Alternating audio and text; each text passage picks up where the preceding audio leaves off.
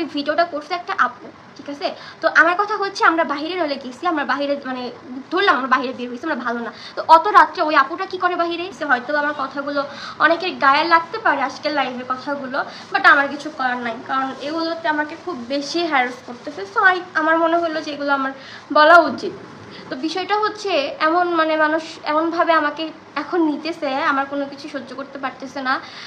এর রিজনটা কি, আমি এখন আমার ফ্রেন্ডের সঙ্গে ঘোরাঘুরি করি, এতটুকুই তো, তাই না? সো আমি কিছুদিন পর তোমাদের সঙ্গে একটা ভিডিও শেয়ার করব, সো এটা তোমরা দেখলেই বুঝবা। আমি একটু বলি, একটা মেয়ে আমাদের হচ্ছে, আমি আর আমার ফ্রেন্ড গেছিলাম ঢাকা, তখন হচ্ছে 8টা-9টার মতো বাজে। তো আমরা হচ্ছে গাড়ি পাচ্ছিলাম না, উবার পাচ্ছিলাম না, কিছু পাচ্ছিলাম না।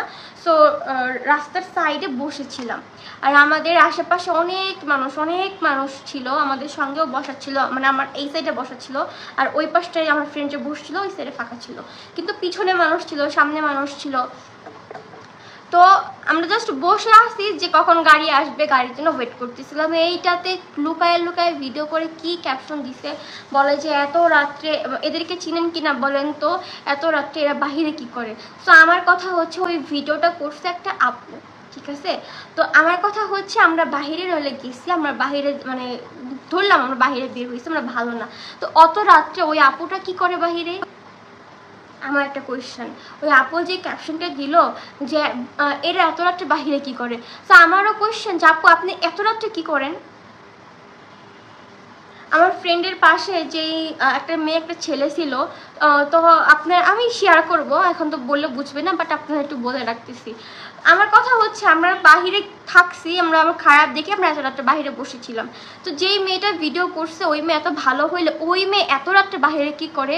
আর রাত 8টা থেকে 9টা কি অনেক রাত? আপনারা বলেন তো, অনেক রাত হলে এই যে মেয়েটা বাহিরে বাহিরে ঘুরতেছে, এই মেয়ের কি ফ্যামিলি নাই? তাহলে এই মেয়ে কতটুকু ভালো? আর এই মেয়ের সঙ্গে আরও একটা মেয়ে আর মেয়ের বয়ফ্রেন্ড ছিল, তাহলে ওই মেয়ে যে রাত্রিবেলা বয়ফ্রেন্ড নিয়ে ঘুরতেছে, তাহলে ওই মেয়ে কতটুকু ভালো?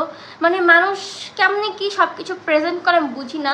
অ্যান্ড আরেকটা ইন্টারেস্টিং বিষয় কি জানেন, যেই মেয়েটা এই ভিডিওটা ভাইরাল করছে, এই মেয়ে ভিডিও শেষ করে ওই মেয়ে আবার আমার সাথে এসে বসে আমার সঙ্গে কথা বলছে, ভালো মতো কথা বলে বলছে আপু আমি আপনাকে দেখি ফেসবুকে, আপনাকে খুব ভালো লাগে, আপনার জন্য দোয়া করি, এইসব কথা বলে আমার কাছ থেকে চলে গেল উঠে।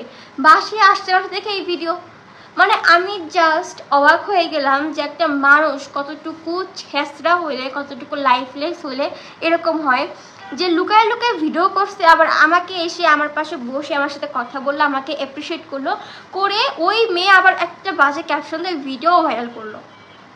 এবার আপনারা কি বলবেন বলেন?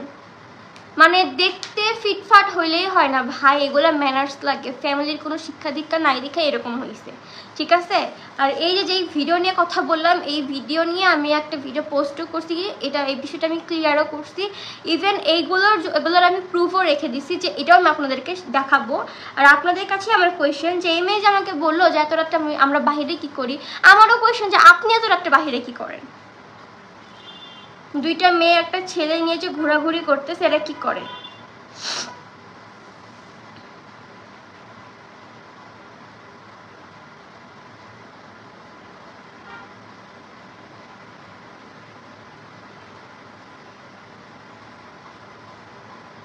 আচ্ছা, শামিমা জাহান প্রতিভা বলছে আপু তুমি রিপ্লাই করলা না, আমার অনেক পড়াশোনা আছে সামনে, এইচএসসি এক্সাম। ওকে আল্লাহ হাফেজ আপু, আল্লাহ হাফেজ আপু, ভালো করে পড়াশোনা করো। আর আমি যেহেতু লাইভে কথা বলতেছি, সবার তো হচ্ছে মানে কমেন্টে রিপ্লাই করতে পারতেছি না, স্বাভাবিক, তারপরেও দেখো এর মধ্যে আমি তোমার রিপ্লাই দিয়ে দিছি। সো আমি আমার পক্ষ থেকে তোমার জন্য অনেক অনেক বেশি ভালোবাসা এবং দোয়া, ভালো মতো পড়াশোনা করো আর ভালো মতো এক্সামটা দাও।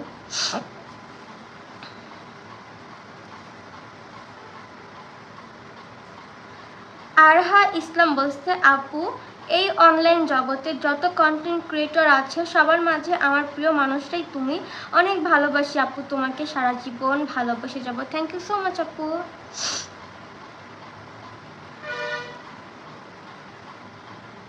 লাইফস্টাইল অফ সঞ্জিতা বলছে ফালতু মেয়ে, ওদের খেয়ে কাজ নাই, ভিউর জন্য সব করতে পারে। মানে আমি আমি তো বললাম আপু যে ওই মেয়ে আমার মানে আগে ভিডিও করছে, ভিডিও করে আমি দেখলাম যে ও ভিডিও করতেছে, আমি হচ্ছে অ্যাভয়েড করলাম, আমি একটু মানে আমি কিন্তু মাস্ক পরেছিলাম, আমি মাস্কও খুলি নাই। দেন হচ্ছে যখন দেখলাম যে ও সরে গেছে আমার সাইড থেকে বা ভিডিও করতেছে না, তখন হচ্ছে আমি মানে নর্মাল হলাম। আমার ফ্রেন্ড উঠে চলে গেছে আমার পাশ থেকে, তার আগে ও ভিডিও মানে ক্লিপ নিয়ে নিছে।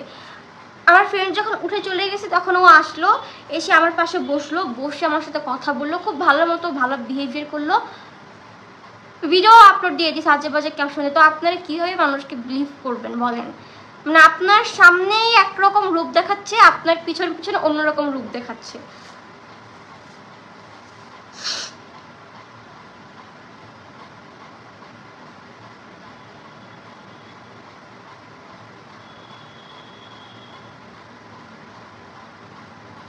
মিষ্টি মেয়ে আদিপা বলছে আপু আপনার ভয়েসটা আমার অনেক ভালো লাগে, থ্যাংক ইউ সো মাচ।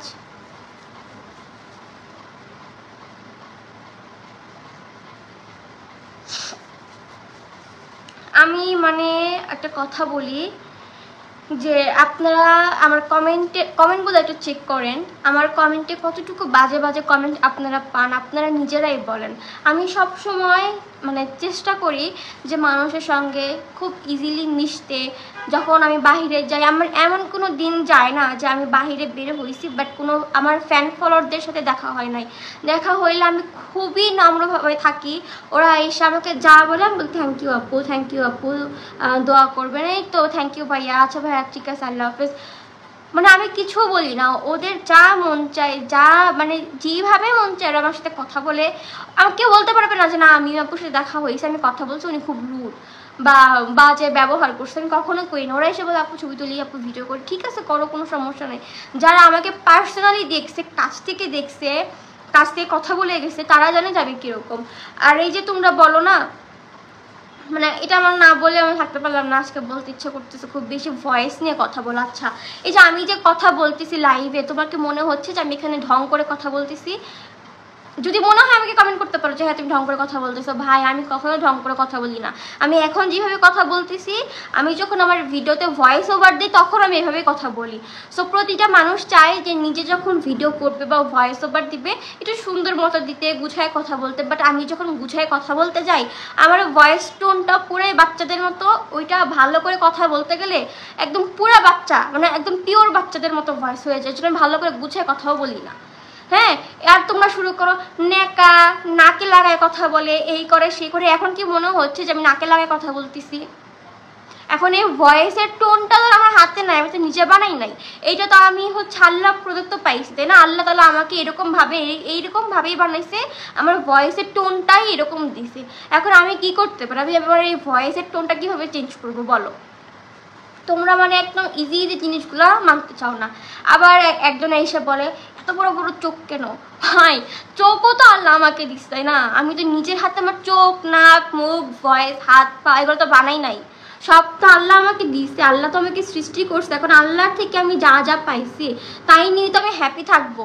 মানে মানুষ এটাও নিতে পারে না, বলে তোমার এটা এমন কেন, ওইটা এমন কেন। তোমাদের কেমন? আমি কি কখনো তোমাদেরকে কোনো কিছু বলছি যাচ্ছে তোমার এই জিনিসটা না এরকম, তোমার ওই জিনিসটা না এরকম? কখনো দেখছো কাউকে নিয়ে কথা বলতে? আমি কখনো কাউকে নিয়ে কথা বলি না। কিন্তু তোমরা এত সময় যে কই থেকে পাও আল্লাহই জানে।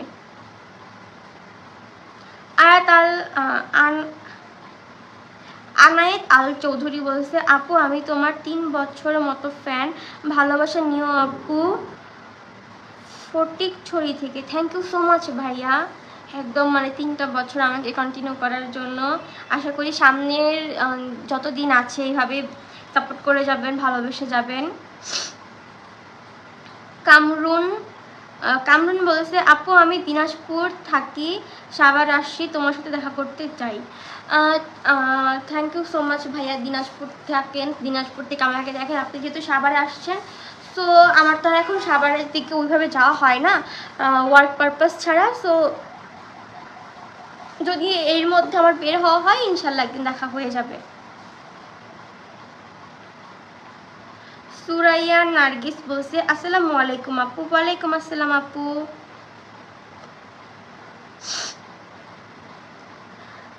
আনা মাশরাফির বলছে, আপু তোমার পেজ তো একটাই, তোমার নামে একটা মেয়ে সেম লম্বা চুল হাজারো ভিডিও করে ছেলে নিয়ে, এটা তো তোমার পেজ না তাই না? হ্যাঁ, এটা আপু বললো না ভাইয়া বললো, মেবি আপু ছিল। আপু এটা হচ্ছে আমি বলি এটা একটা ফেক পেজ। হ্যাঁ, তো তোমরা, আমি কি বলবো আমার অডিয়েন্স নিয়ে, মানে লাইফে এত কথা বললে কথার কোনো শেষ নেই, অনেক কথা বলা লাগবে।